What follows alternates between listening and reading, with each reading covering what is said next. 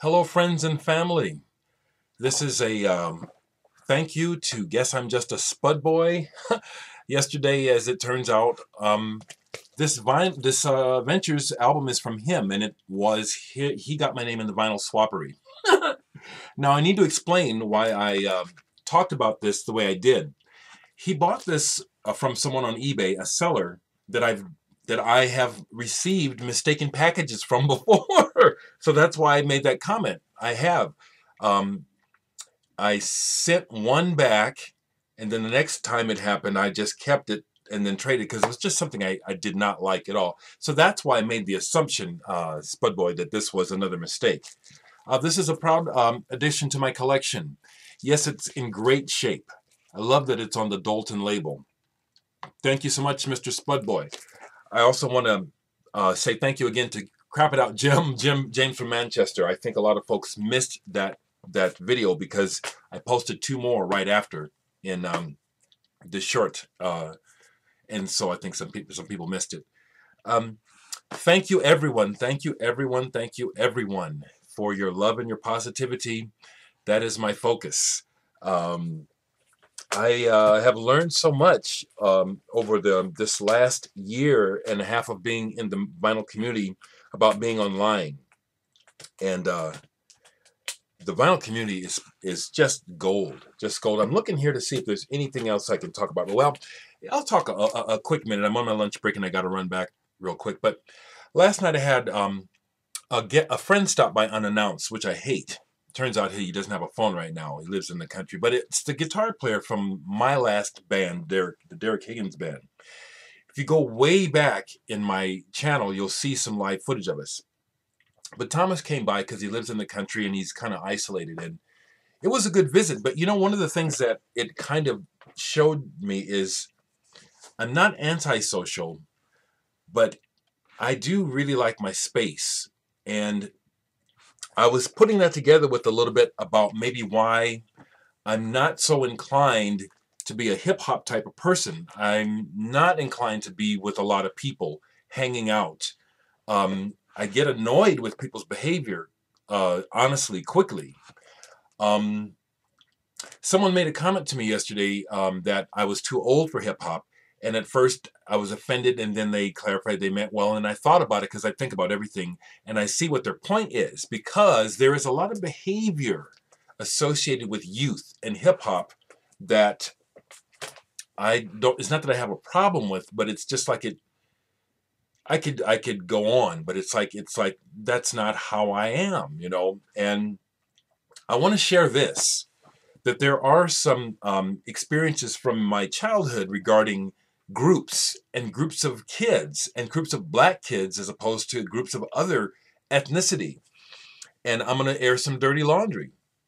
As a kid, because of my nature being kind of quiet and sensitive, I was set upon quite a bit by the other black kids in my neighborhood. They thought, you know, they sussed it, maybe he's gay. And so what did they do? They were very cruel and mean and would try to out me, turn me out. Some of y'all know what that is, which is basically rape, okay? Some of the group mentality of kids, specifically to my primary ethnic group, wasn't comfortable with, you know? And so that has a lot to do with why I wasn't drawn to the whole idea of being in a large group or a gang or this whole youth thing. Because now here's one other thing, because things happen for a reason. Before I went to bed last night, I saw that someone had favorited a documentary called Scratch about hip hop. So I watched it, and I knew a lot of that history, but there was a whole lot more I did not know. And the way that the story was told just brought a whole lot of light, which I've been, you know, thinking about and just, you know, kind of reflecting on since then. And indeed, when Africa Bambaataa came out with the Kraftwerk thing, it was like, man, I've been listening to that already. So it was like, honestly, there's a parallel to how I responded to Kiss as a teenager when I first heard it.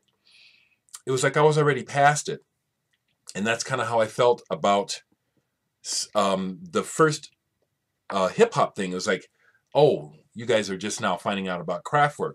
Oh, the only way you can get to it is to have somebody put this beat on it.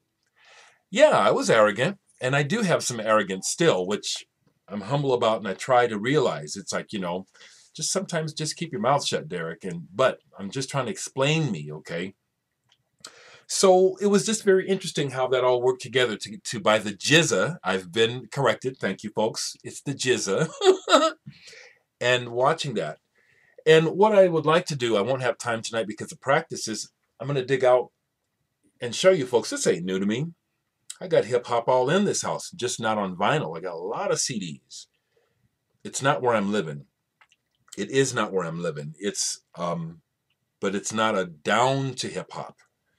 But I just want to explain, okay? Yeah, once I caught a buzz last night, GuesssI'mJustA was happening, I forgot how much I like Method Man, actually. I like Method Man. I may still have the Redman CDs, I may not anymore. I got hip hop in my house, Souls of Mischief, I can go,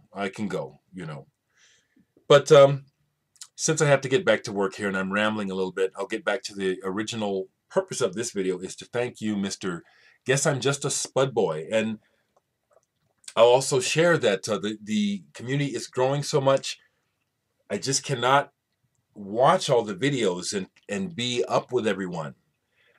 I want to explain that when I do subscribe to you, what it is mostly is a gesture of solidarity and brotherhood.